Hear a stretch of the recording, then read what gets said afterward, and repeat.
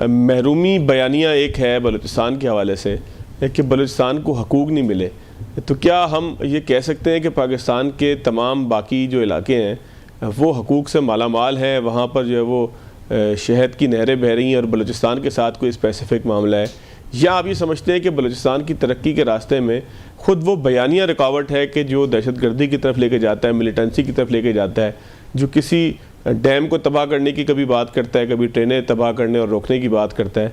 ज़्यादा तबाही बलूचिस्तान में किस बयानिया की वजह से आई है सर? जवाब है, एक तो जब आप कहते हैं कि डेवलपमेंट बलूचिस्तान में नहीं हुई है, जनरल परवेज मुशर्रफ जब आए थे उससे पहले बिल्कुल वाकई नहीं हुई थी। जब वो आए, आप एग्जामिन कर लें, ऑन रिकॉर्ड देख लें कि वहाँ कितनी तरक्की हुई है और क्या नहीं हुआ है। उसके बाद फिर ये काम ठंडा पड़ गया। अब इसको जो कैपिटलाइज करता है वो इंडिया इसको कैपिटलाइज करता है, दहशतगर्दी कराता है। आपने कुलभूषण यादव जैसे लोग वहां देखे, स्लीपर सेल्स वहां देखे, तो इंडिया लगा हुआ है। बल्कि अभी 4-5 दिन पहले मैंने कई प्रोग्राम्स इनके किए इसी के ऊपर, जाफर एक्सप्रेस के ऊपर, और उन्होंने हमें बड़ा क्लियरली एक दहशतगर्द कह दिया, जस्ट एट रैंडम। खैर एनीवे, जहालत को तो आप फाइट नहीं कर सकते हैं, बिकॉज उन्होंने अपना मौकफ रखना है, उन्होंने अपना एक स्टांस अपने अवाम को बताना है, और पर्टिकुलरली जो बलूची डिसिडेंट्स हैं, इंसर्जेंट्स हैं, उनके लिए ये काम करते हैं ये। तो खैर उनको जो जवाब मिलना था मिल गया। But at the end of the day I think ये जो एक प्लान, इंडिया का मास्टर प्लान है जिसमें पाकिस्तान को डिग्रेड करना, हालांकि मुझे अच्छा लगा था कि फॉर द फर्स्ट टाइम ये ट्रंप एडमिनिस्ट्रेशन ने पाकिस्तान की एफर्ट्स इन टेररिज्म उसको लॉन्च किया। प्रेसिडेंट ने खुद, ट्रंप ने खुद एक्नॉलेज किया, लेकिन इंडिया को ये हजम नहीं हुआ। और यहाँ भी यही मैंने उन्हें कहा है कि तुम कहते हो कि पाकिस्तान के अंदर क्या होता है क्या नहीं होता है। ये लोग जो हैं ये बेसिकली क्या करते हैं, ये हमेशा ये काम वो करते हैं कि जिसमें पाकिस्तान को अंडरमाइन इन्होंने करना है, जिसमें पाकिस्तान को गिराना है। और मैंने उनको कहा, अगर तो तुम चाहते हो दहशतगर्दी को खत्म करो तो इंटेलिजेंस शेयरिंग हमारे साथ करो।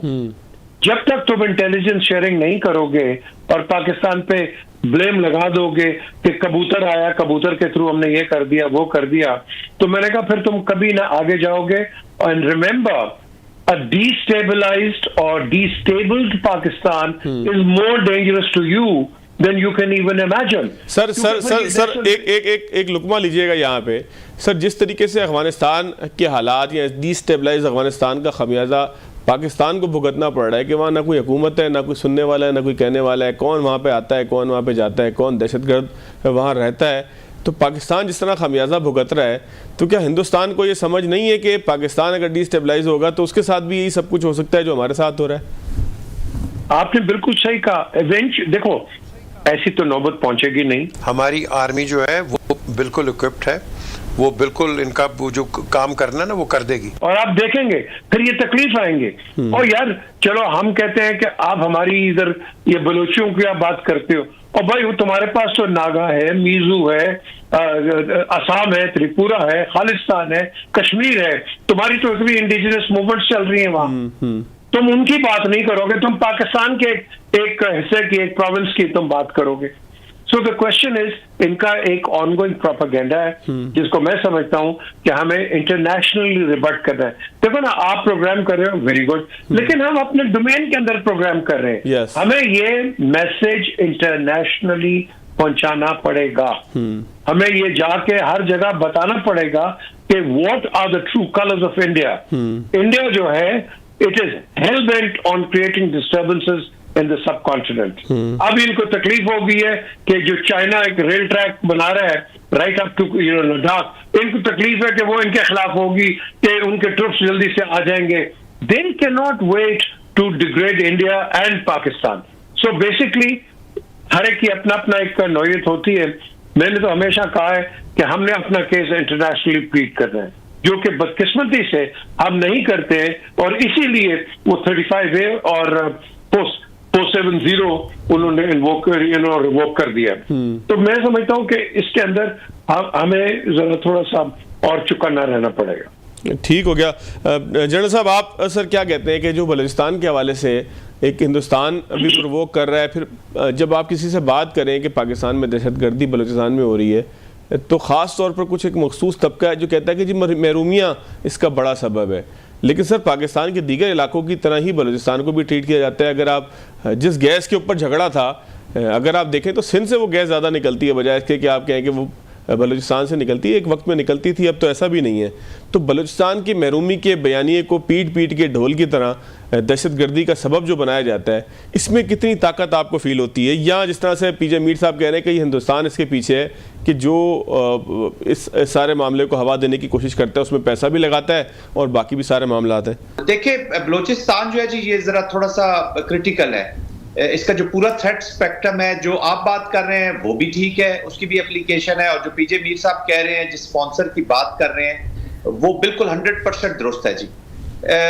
Late me put it like this, कि we are in the war जी। ये हालात खराब नहीं कर रहा, वो वॉर लड़ रहा है जी भारत यहाँ पे।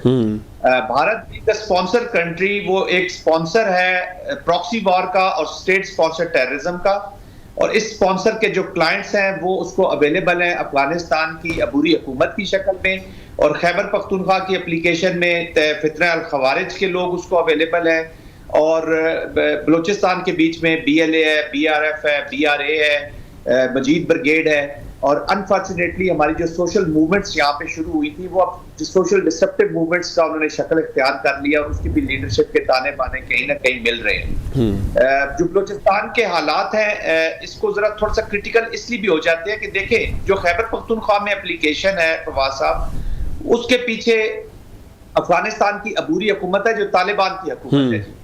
उसको शायद इतनी टेसिट अप्रूवल या सपोर्ट या रिकग्निशन या उनकी एफर्ट्स को जो पाकिस्तान के अगेंस्ट वो कर रहे हैं, दो काम कर रहे हैं। एक तो इनको डायरेक्ट लड़वा रहे हैं हमारे साथ, और दूसरा इन तमाम फैक्शंस को, इन तमाम एलिमेंट्स को, इनमिकल फोर्सेस को जिनकी एप्लीकेशन पाकिस्तान के अगेंस्ट है, उनको अम्ब्रेला प्रोवाइड करके एक छतरी के नीचे इनको यूनाइटेड रखने की कोशिश कर रहे हैं, विच इज वेरी इंपॉर्टेंट। तो खैबर पख्तूनख्वा में शायद तालिबान की हुकूमत को उस तरह की सपोर्ट दूसरी कंट्री से न मिले। बलूचिस्तान के बीच में जो इंडियन एप्लीकेशन है थ्रू अफगानिस्तान सॉइल, उसमें देखिए चाइना के साथ हमारे इंटरेस्ट है, हमारे इकोनॉमिक इंटरेस्ट है, मिनरल रिच रीजन है, और पुरानी पॉलिटिक्स भी यहाँ पे चल रही है। इसकी जो फ्रिक्शन या रेजिस्टेंस की जो लीडरशिप है वो वेस्ट में बैठी हुई है। इंडिया को जो है ना, वो डायरेक्ट सपोर्ट करते हुए BLA और इन लोगों को कंट्रोल करते हुए कोई और इतनी ज्यादा महसूस हो, ये इतना प्रेशर उनके ऊपर हम शायद न डाल सके। तो ये टेसिट अप्रूवल्स हैं, वेस्ट की भी इनको अवेलेबल है, चाइनीज कॉन्टेक्स्ट में वाशिंगटन की भी शायद उस तरह का रिस्पॉन्स ना आए अनटिल अनलेस हम उनको ये समझाने में कामयाब ना हो जाएं कि अफगानिस्तान की जो सरजमीन है वो आपके लिए उतना ही खतरा साबित कर देती है।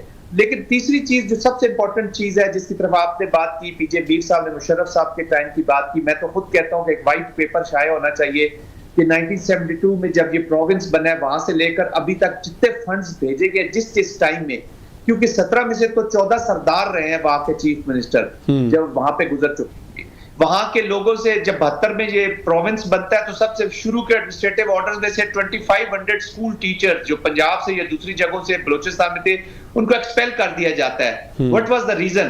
तो बलूचिस्तान को आज नुकसान भी बलूचिस्तान के लोग ही पहुंचा रहे हैं, और बलूचिस्तान की डेप्रिवेशन में एक मेजर हाथ बलूचिस्तान के अपने लोगों का है। लेकिन मैं इसमें फेडरेशन को बिल्कुल ये नहीं कहता कि उनकी जिम्मेदारी नहीं थी या वो फेल नहीं हुए। कहने का मकसद ये अक्यूमुलेटिव मिस्टेक्स है।